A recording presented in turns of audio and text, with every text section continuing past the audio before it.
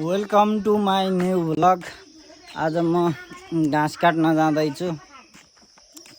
नाम्लो भिरेर हँसुवा खुर्पा हँसुवा उद्याएको छैन, उतै बाटातिर गएर उद्याउँछु टक्क लाएर। अहिले कति भने लगभग 8 बजिसकेको छ।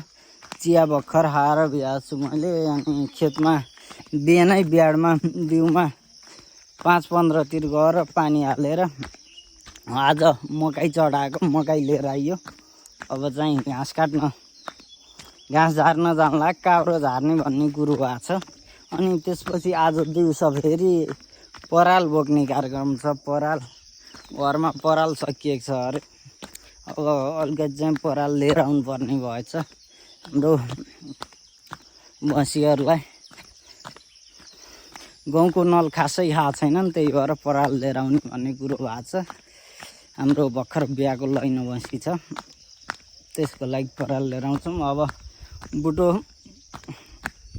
बुटो देखाउँछु अनि चढ्ने कुरा, बुटा चढिन्छु अनि त्यसपछि घाँस बोकेर आपसी नै भिडियो गराउँछु।